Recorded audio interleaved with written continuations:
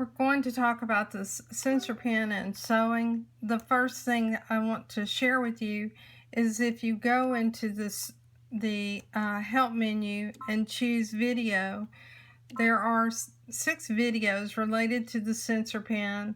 The first is calibration, and then each of the 4 methods of using the sensor pen within the sewing functions, there's an individual video for those, and the last one is for the embroidery side. We'll return and I'll cover those functions individually. If you select the sensor pen, you'll see 4 functions that you saw in the video. You'll see the guideline marker. The second is related to actually moving your needle position. The third is related to setting the width on zigzag stitches. And the fourth is setting an endpoint on stitches. And I'll show you each. Now you'll notice that the zigzag is grayed out, and that's because we're in a straight stitch setting. And depending on the stitch, it may still be grayed out. For instance, if you selected this stitch 111, the zigzag would be grayed out. If you select 109, which is a zigzag stitch, then you'll notice that it will not be grayed out. And we'll show you that in just a moment. We'll select the guideline marker. And when you look at your screen, there are 2 things that you should notice. One is that the screen has a grayed area that is 0 to 7 millimeters. That's actually the width that your machine is capable of sewing, which is 7 millimeters. If it was, for instance, a zigzag stitch or a character decorative stitch. You can also move your needle position within that area. But these areas outside of 0 and 7 relate to positions on the bed of your sewing machine. And right now you'll notice that on the marker, the red mark, there's a position which is actually the laser beam on my machine that is outside of that 7 millimeters. I'll touch the bed of my machine with the sensor pen, and you'll notice that that line will move.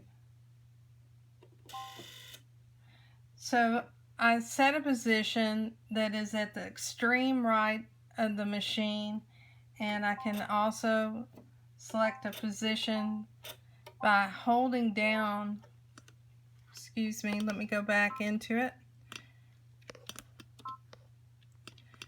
I can also set a position moving to the far left. Now, if I wanted to, for instance, top stitch something, I would probably set it right at somewhere around 1/4 inch. And if I select it a little too far to the right or the left, I can touch again on my screen and move it to the position that I want. This happens to be 1/4 inch. And I can press OK.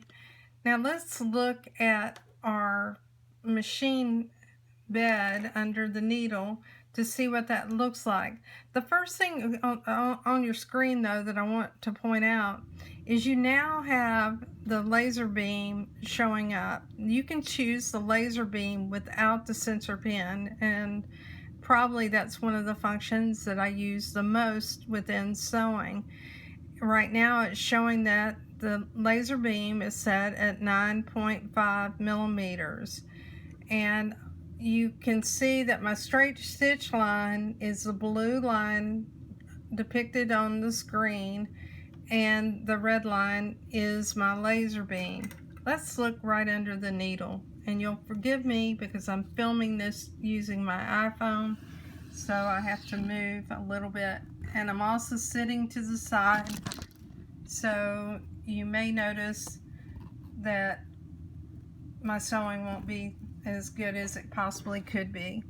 So under my needle, this is the center needle position, and I have selected stitch 103, which is also at the center needle position. The laser beam right now is sitting right on the 1/4 inch mark. And why would I want to use this function? Well, I would probably use this for top stitching, or if I was stitching in the ditch and wanted to follow the laser beam to ensure my accuracy. Because one thing I can tell you is I cannot stitch a straight line. A lot of us use the markings on our foot, or we might have a 1/4 inch foot, but with the laser beam you can sew fairly accurately.